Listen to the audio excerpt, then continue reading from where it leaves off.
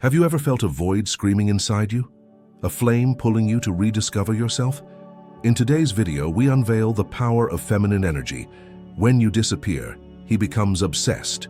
Your absence becomes an earthquake in his soul. It's not a trick. It's pure magnetism. When you shine for yourself, he can't resist. Why does your energy drive him crazy? How do you become irresistible? The power of feminine energy. When you disappear, he becomes obsessed. Will shock and inspire you. Like, comment, and dive into this revolution. What's the secret to your power? Come discover it now. Have you noticed how, when you start to step back and take care of yourself, the other person begins to notice your absence like never before? It's as if your energy, once given excessively, now creates a vacuum he can't ignore. This is the mystery of the divine feminine. When you stop begging for crumbs and start basking in your own glow, you become irresistible. And it's not cheap magic, it's real energy that changes the dynamics of any relationship. The awakening of the divine feminine is not immediate, nor is it always comfortable. Often it begins with a profound fatigue, emotional, mental, even physical. You feel you've given too much and something inside you whispers, enough. This enough doesn't come with anger, but with clarity. And it's in this clarity that the transformation begins. Because when you withdraw, you're not fleeing, you're elevating. The curious thing is that in this process, he begins to feel your absence in a way he perhaps never has before. It's not just longing, it's obsession, it's confusion. He feels that something precious is slipping away, but he doesn't understand what. It's your energy. And when you become unavailable, emotionally and energetically, it's as if a light that warmed him has been extinguished. He begins to desperately seek that light. But here's the thing, you're not doing this to provoke or as a strategy. You're doing it out of necessity, out of emotional survival. You stop consuming yourself trying to be seen, chosen, validated. You choose yourself. And ironically, it's in this moment of withdrawal that you become the most powerful presence in his life. He feels you more than ever, even in your absence. The divine feminine energy is like a rare perfume. The more you try to capture it, the more it escapes. But when you let it flow naturally, it enchants everyone around you. This new glow that emanates from you doesn't require words, posts, or proofs. It is felt, it is perceived. And the most intriguing part, it bothers those who have always benefited from your self-abandonment. It's at this point that everything changes. You begin to attract experiences, people, and situations that vibrate at your new frequency. You're no longer available for games, crumbs, or halves. You're whole, and therefore, you only accept the whole. This challenges those who aren't ready to grow, but it magnetizes those who are ready to truly meet you. This is awakening, this is being divine. And the more you immerse yourself in this process, the clearer the difference becomes between love and attachment, between desire and reciprocity. You begin to see how you were settling for so little, for empty words and promises that never came true. Now you demand presence, truth, depth. You no longer accept less than you deserve, not out of arrogance, but out of self-love.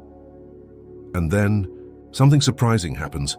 Have you noticed how the moment you disappear, he begins to stir inside? Suddenly, the presence he took for granted is gone, and what remains, an echoing void. But it's not just any absence, it's the lack of your energy, your sweetness, your healing presence. You didn't pull away to hurt, but to heal. And in that healing, you became a mirror for him. It's fascinating to observe how the masculine deals with the absence of feminine energy. At first, he tries to distract himself, rationalize, carry on as if nothing has changed. But over time, he feels the bed colder, the day more colorless, the thoughts noisier. What's missing isn't just you. It's the version of him that only existed in the presence of your light. And that's when the fire begins. Not a fire of fleeting desire, but an internal blaze that burns for truth. You stopped giving in excess, and this absence makes him confront his own shadows. He misses the affection, yes, but also the security, the calm, the welcoming energy that only an awakened woman can offer. The irony, he only begins to value all this when you stop serving. it on a platter. When you become a mystery again, he's pulled by the desire to unravel this new glow. And it's at this point that he begins to see you like never before. Not as someone who needs him, but as someone who chose herself. And for a man who hasn't awakened yet, that's a divine provocation. He may try to resist, try to play the pride game, but inside him something is already crumbling. He wants the woman you are now, not the one who erased herself to fit into his world. Perhaps he will never say it out loud. Perhaps he will never admit how much your absence has disrupted everything, but you will feel it. He begins to reappear, sending sporadic messages, seeking ways to reconnect. But pay attention. This doesn't mean he has changed. It means your energy has impacted him so much that he's trying to return to the source.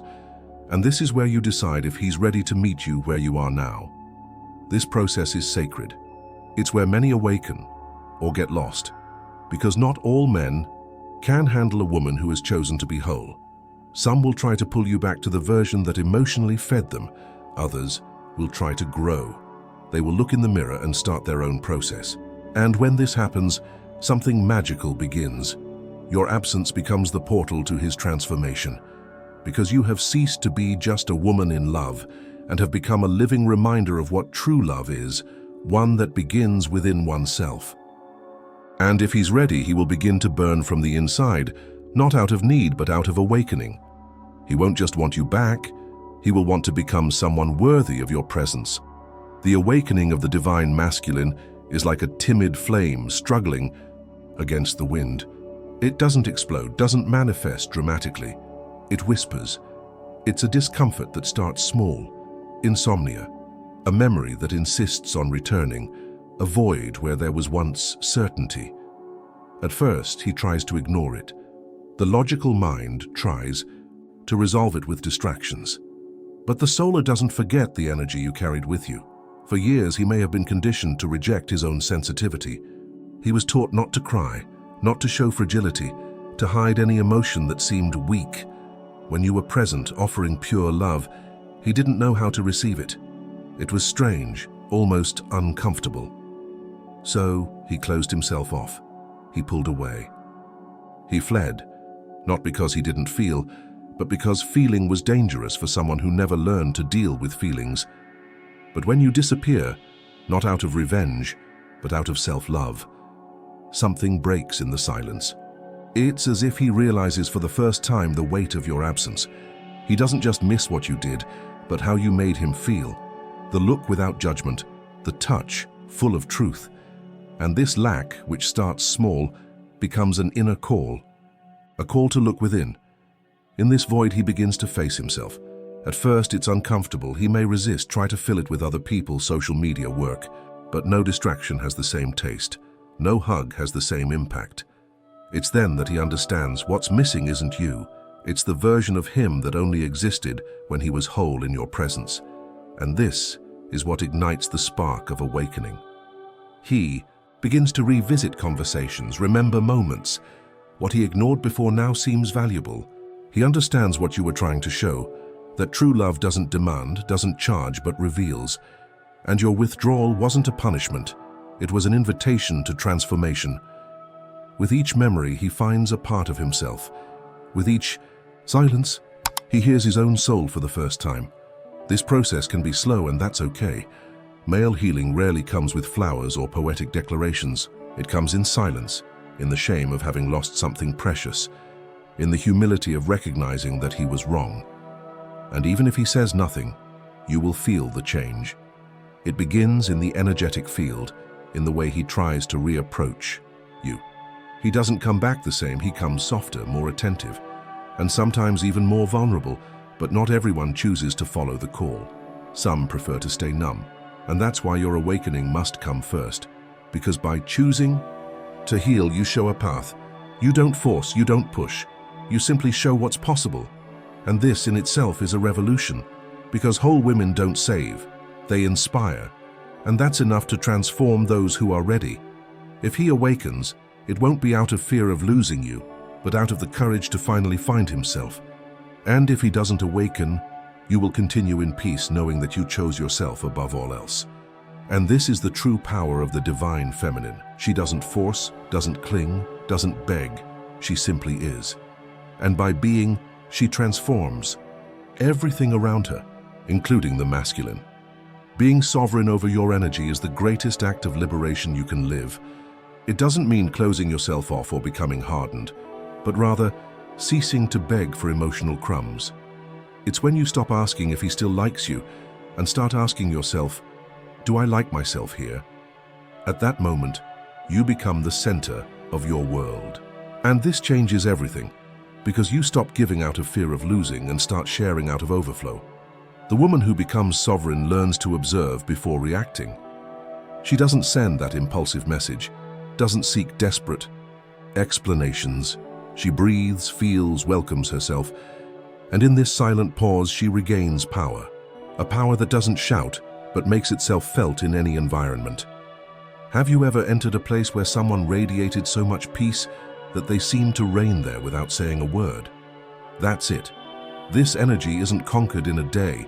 It is born from small daily decisions, not responding to what disrespects you, not giving up what nourishes you, not trying to convince anyone of your worth. Over time, your energetic field reorganizes itself. You stop being a sponge and become a source. You stop carrying the emotional weight of others and return to sustaining your own inner temple. And the most magical part? The world begins to respond differently. People respect you more. Opportunities arise with ease, and even your silences begin to be heard. The divine masculine, observing you in this new state, feels something beyond desire. He feels reverence, because he sees that you no longer want to be chosen. You have chosen yourself. And this one is irresistible. This sovereignty creates a new type of relationship, not based on need but on conscious choice. You no longer need promises to sleep in peace because you already trust your intuition. And when he approaches, it's not out of neediness or fear of losing you, but because he feels that with you there's space to grow, not to hide. You become a soul partner, not an emotional crutch. This is where the game changes. You don't chase, not because you want to manipulate, but because there's nothing left to chase. You are so fulfilled, so connected to your truth, that only what is real remains. And what isn't, simply dissolves. This clarity may seem scary at first, but it's also your greatest freedom, because you become impossible to manipulate. Energetic sovereignty is not about control, it's about presence. It's when you enter a space and don't need to explain yourself. Your vibration speaks for you. You know who you are, what you deserve, and what you will no longer accept. This doesn't make you difficult, it makes you rare. And everything rare is either honored or lost, and those who are ready to meet you in this place will come. And then, when the divine masculine truly awakens, he doesn't feel threatened by your light. He wants to walk alongside it, not to dim it, but to add to it. Because now he has also learned to be sovereign over his own energy. And together, you don't complete each other, you overflow. Your silence is more than the absence of words. It's a vibration that speaks volumes. It's an absence that screams between the lines, that echoes in the corners of his soul.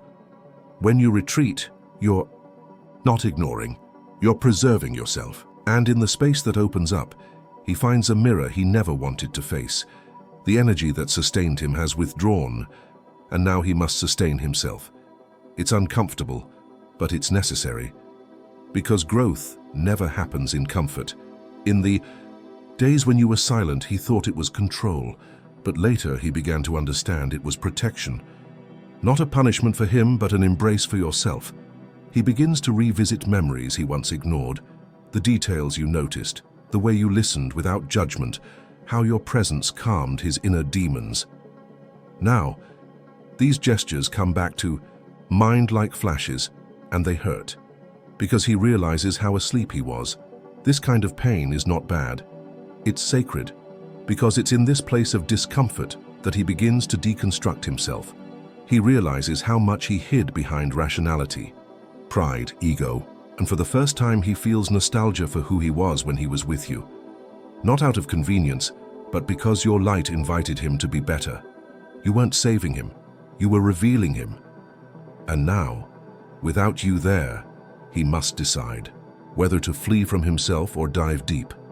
In the silence left by you, he finds the sound of his own soul. He may start seeking answers in books, in spirituality, or even in more honest conversations with himself. And see, this doesn't happen because you played a game. It happens because you stepped out of the field of codependency and entered the territory of authenticity. You no longer need to prove your worth, and it's this silent gesture that forces him to see his own.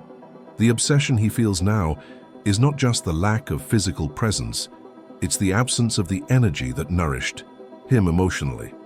He misses how you made him feel, seen, accepted, whole, but to regain that, he needs to become what you saw in him. And this is the big turning point.